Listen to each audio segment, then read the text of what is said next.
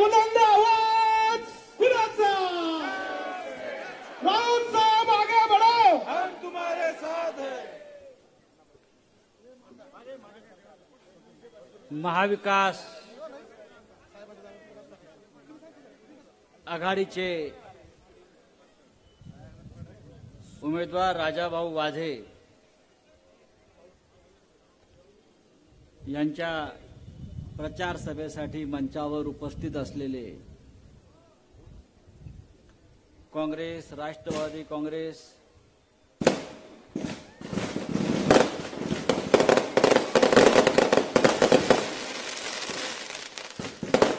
Communist, आप अशा सर्व नेत्यांचं मी शिवसेनेतर्फे आभार मानतो.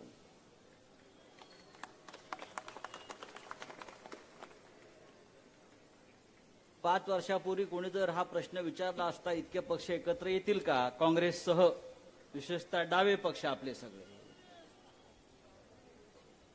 तर अशक्य असंच उत्तर सगळ्यांनी दिलं असतं. पण ही देशाच्या स्वातंत्र्याची लढाई आहे. 1947 जे स्वातंत्र्य आपल्याला मिळालं, या देशाला मिळालं, त्या स्वातंत्र्याच्या लढ्यामध्ये या नाशिकचंही फार मोठं योगदान आहे. आणि गेल्या 10 वर्षापासून या देशामध्ये स्वातंत्र्य, लोकशाही हे अशा प्रकारे धोक्यात आलेलं आहे की नरेंद्र मोदी नावाचा भस्मासूर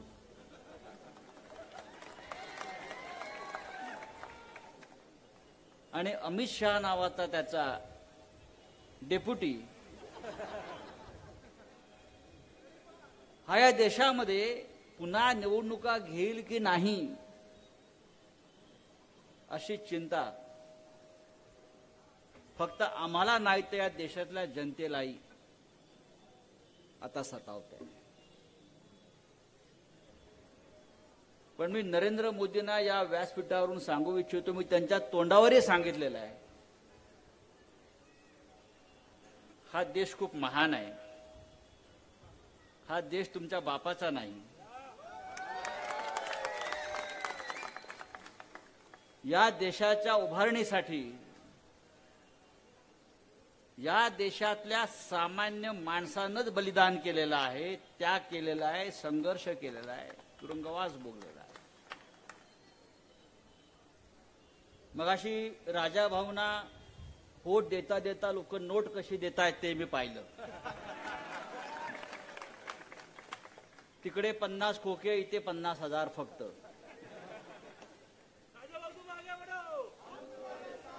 पण हे 50,000 फार पवित्र आहेत. कामगारांच्या कष्टाचे पैसे, शेतकऱ्यांच्या कष्टाचे पैसे एका उमेदवाराला देत आहेत आणि 50 खोकेवाले समोर आहेत बघा. पण मला मनात भीती वाटली, पण माझ्या मनात एक भीती वाटली, हे 50,000 घेताना तुम्हाला ईडीवाल्यांनी जर पाहिलं, मोदीने पाहिलं, तर या फक्त कष्टाच्या 50,000साठी सुद्धा ईडी, सीबीआय तुमच्या घरी पोहोचेल अशी या देशाची स्थिती आज आहे. देश लुटणारे, या देशावर दरोडे टाकणारे, जनतेला देशोधडीला लावणारे सर्व भ्रष्टाचारी आहेत नरेंद्र मोदी बरोबर आहेत.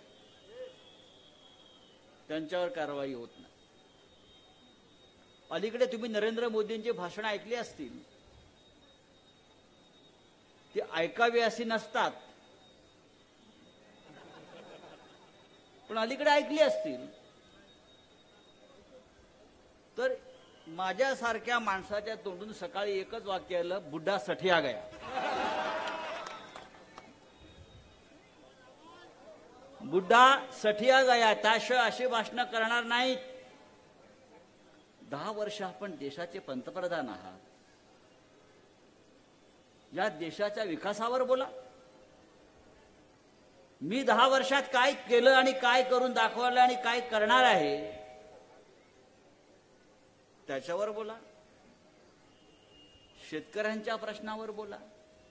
महाराष्ट्रातल्या कांदा उत्पादक शेतकऱ्यांच्या प्रश्नावर बोला. दूध उत्पादक शेतकऱ्यांच्या प्रश्नावर बोला. बेरोजगारीवर बोला. पण मोदी देशाचा प्रधानमंत्री म्हणून त्या एकाही विषयावर बोलत नाही, कारण त्याला खरं बोलताच येत नाही. ही त्याच्या ज्या भूमीत तो जन्माला आलाय गुजरात, त्या भूमीचा दोष आहे. ती व्यापाऱ्यांची भूमी आहे. तिथे फक्त 2च शब्द, प्रॉफिट अँड लॉस. बाकी देशभक्ती, संघर्ष, त्याग असं काय नाही. व्यापार, business, profit and loss. Maharashtra तसा नाही. महाराष्ट्र म्हणजे त्याग, संघर्ष, लढाई, शौर्य, धैर्य. नरेंद्र मोदी काल असं म्हणाले पुढे तेलंगणामध्ये की उद्धव ठाकरे तो नकली संतान है. अरे तुझ्या संतानाविषयी बोल असेल तर मी म्हणतो. बाळासाहेब ठाकरे हिंदुहृदय सम्राट आणि आमच्या मासाहेब मीनाताई ठाकरे या देवता समान माता पित्याचा तू अपमान केलायस मोदी. उद्धवजींना नकली संतान म्हणताना तुझी जीभ झडली कशी नाही असं मी स्पष्टपणे विचारतो. आणि तेच मोदी काल म्हणतायत उद्धव ठाकरेने आमच्या बरोबर यावं, म्हणून म्हणतो बुड्ढा सठे आ गया. सठे आ गया. पराभव स्पष्ट दिसतोय. नाशिकमध्ये राजाभाऊ तुम्हाला आशीर्वाद मिळेल असं वाटतं ना? आशीर्वाद मिळालाय तुम्हाला.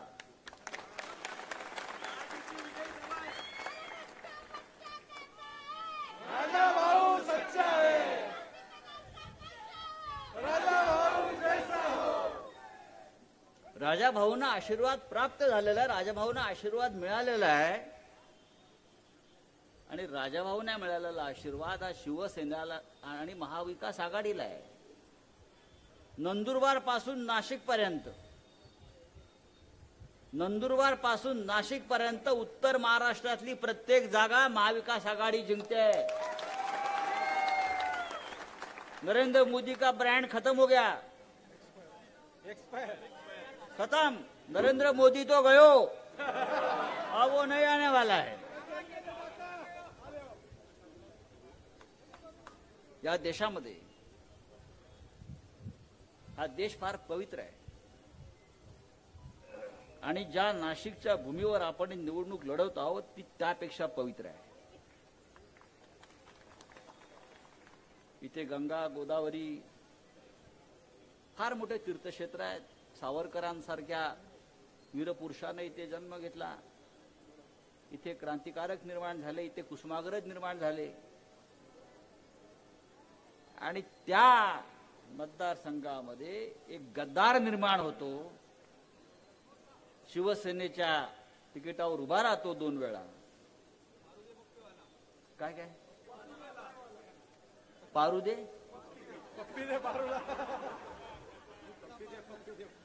पप्पी दे.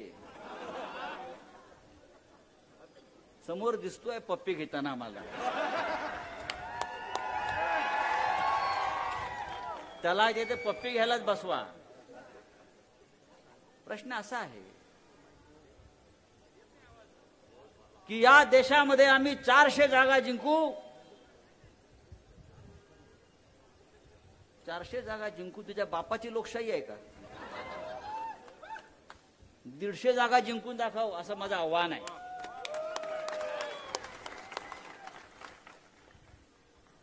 एक नंबरचा खोटारडा माणूस कोण असेल? लंबी फेकताय. तुम्ही गुगलवर जा आणि फेकू शब्द टाका. नरेंद्र मोदीचं नाव.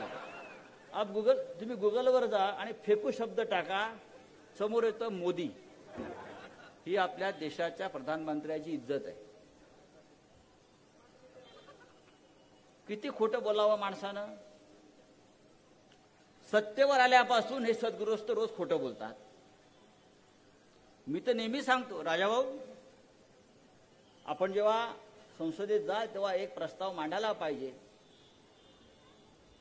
की फेकाफेकीचा खेळ ऑलिम्पिकमध्ये समाविष्ट करा. त्याच्यामध्ये नरेंद्र मोदीला पाठवा, नक्की आपल्याला गोल्ड मेडल मिळेल. Gold medal, Narendra Modi gold मेडलसाठी अत्यंत त्यासाठी योग्य आहेत. जलद खोटं बोलणारा माणूस, वेगवान, हा खेळ आपण ऑलिम्पिकमध्ये समाविष्ट केला पाहिजे आणि नरेंद्र मोदीला तिथे पाठवायला पाहिजे. त्याचा जी सगळी टीम आहे, अमित शहा वगैरे वगैरे वगैरे, आपल्याला नक्की त्याच्यामध्ये गोल्ड मेडल मिळेल. देशाची प्रतिमा जगामध्ये विश्वगुरु, हे विश्वगुरु काय केलं याने? वॉर रुकवा दी, वॉर रुकवा. युक्रेन बरोबरचं युद्ध म्हणे नरेंद्र मोदीने थांबवलं. आज सकाळी युक्रेनमध्ये 10 माणसं मेले युद्धामध्ये. हे मोदींना माहित नाही. हे इतके अंधभक्त रोज भांग प्यायला देतात की काय या भक्तांना मला माहित. नरेंद्र मोदीने वॉर रुकवा दी. मणिपूरचे त्याला दंगल संपवता येत नाही. काश्मीरमध्ये काश्मीरी पंडितांना त्यांच्या घरी पाठवता येत नाही आणि म्हणतो वॉर रुकवा दी. काल त्यांनी सांगितलं नरेंद्र मोदींनी, अंबानी आणि अडाणी हे टेम्पो भरभरून काळा पैसा काँग्रेसला राहुल गांधींना देतात निवडणुकीसाठी. हे देशाचा प्रधानमंत्री सांगतोय, ज्याचा काळा पैसा अडाणी आणि अंबानीकडे पडलेला आहे. आणि सांगतोय काय की काळा पैसा, भ्रष्टाचाराचा पैसा टेम्पो भर भर के राहुल गांधी को दे रहा है. अरे आपने वॉर रुकवा दी तो टेम्पो भी रुकवा देना. काळा पैसा जर नरेंद्र मोदी सांगतोय की बाबा राहुल गांधीला देत आहेत, मग अडाणी आणि अंबानीला अटक करा. ईडीला सांगा, सीबीआयला सांगा की पहा ते अडाणी अंबानी कालपर्यंत मला भरभरून देत होते, मला ट्रक भरून कंटेनर भरून देत होते आणि राहुल गांधीला टेम्पो भरून देतात. ताबडतोब त्यांच्यावर ऍक्शन घ्या.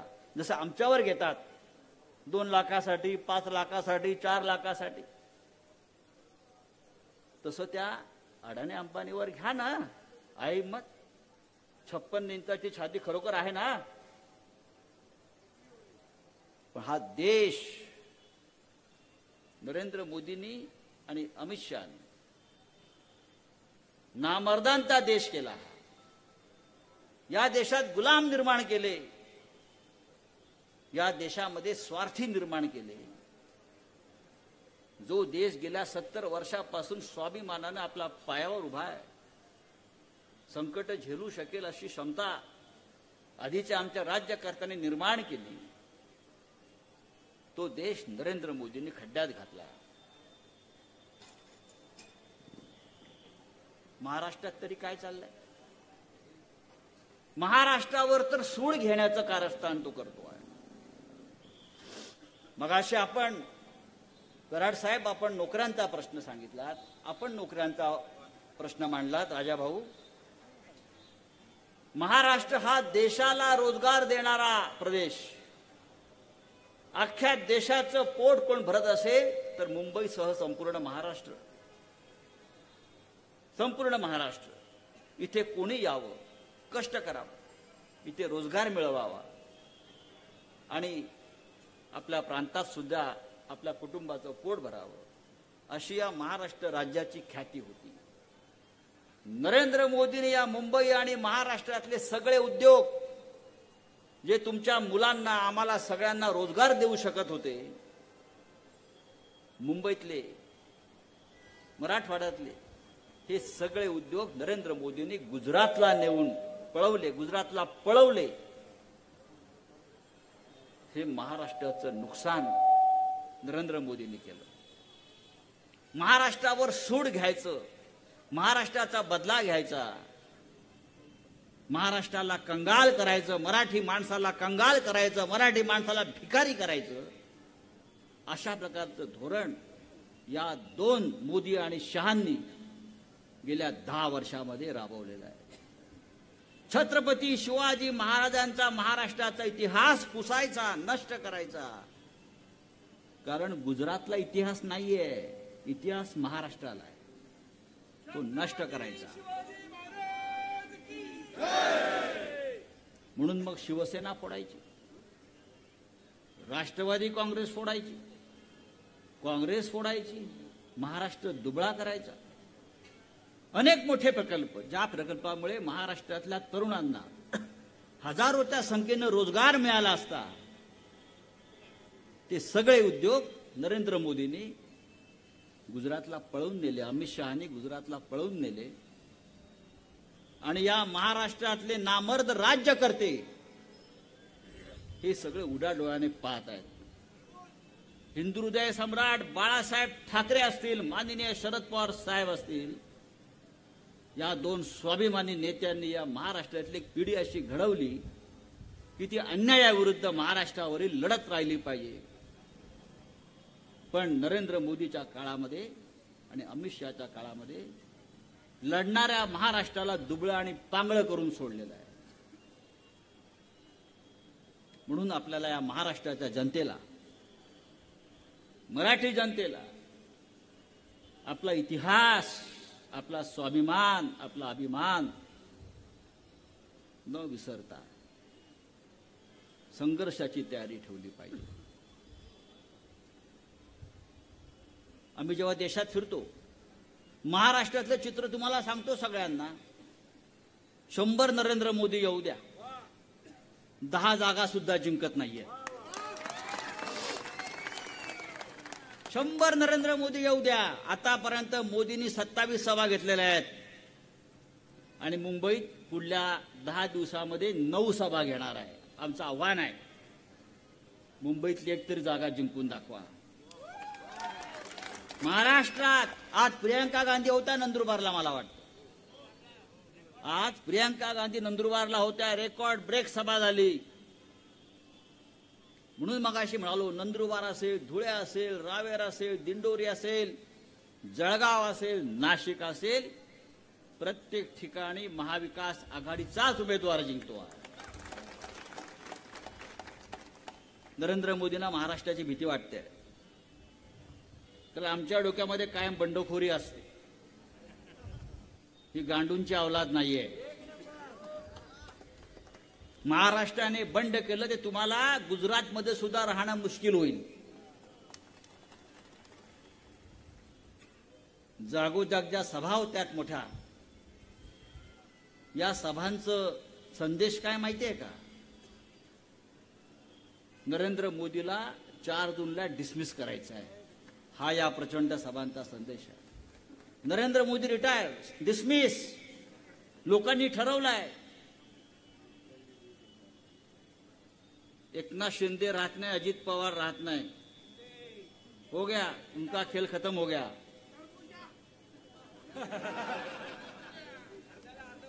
टरबूजा एक्सपोर्ट करू आपण, द्राक्षाबरोबर सबसिडी देऊ, सबसिडी देऊ, सबसिडी.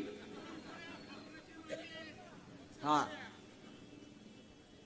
पक्ष फोडायचे, घरं फोडायची, बदनामी करायची. भारतीय जनता पार्टी हा काही चांगल्या माणसांचा पक्ष नाहीये, ही भ्रष्टाचारांची टोळी आहे, गुंडांची टोळी आहे. पण गुंड सुद्धा अनेकदा समोरून वार करतो, पाठीमागून वार करत नाही. गुंडगिरीला एक नीतिमत्ता असते, लक्षात घ्या. आणि देवेंद्र फडणवीस सारखे लोक आमच्यासमोर काय गुंडगिरी करणार? आम्ही सर्टिफाईड गुंड आहोत. नरेंद्र मोदी, अमित शहा, या महाराष्ट्रात गुंडगिरी काय ते दाखवतो आम्ही 4 जून नंतर. बाळासाहेब ठाकरेंनी शिवसेना जी स्थापन केली आहे ना, ती रस्त्यावर दगड उचलून आम्ही प्रसंगी हातात हत्यारं घेऊन, आमच्या सारख्यांचा एक हात मृत्यूच्या खांद्यावर आणि दुसरा बंदुकीच्या चापावर राहिलाय. आम्ही कोणाच्या बापाला घाबरत नाही. आम्ही तुरुंगात गेलो पण तुमच्या पुढे झुकलो नाही. या ईडीवाल्याने मी सांगितलं, माझ्याकडे आले, मी मला अटक करायची आहे तर अटक करा, नाटकं करायची नाही. रेड घातली, दिवसभर काय शोध घेतायत, अमुक करतायत. मी आप लोगों ने आपने गलत आदमी से पंगा लिया है. यह आदमी झुकेगा नाही ना डरेगा. आणि जेव्हा मी बाहेर येईन तेव्हा अधिक डेंजर झालेला असेल आणि मी झालेलो आहे. बघू ना, ईडी आहे, सीबीआय, विरोधी पक्षावर तुम्ही जे हत्यारं चालवताय, 4 जून नंतर लक्षात ठेवा, दिल्लीमध्ये आम्ही आहोत, ईडी आहे, सीबीआय आहे, आणि आम्ही ज्या कोठडीत राहिलो ती कोठडी सुद्धा आहे.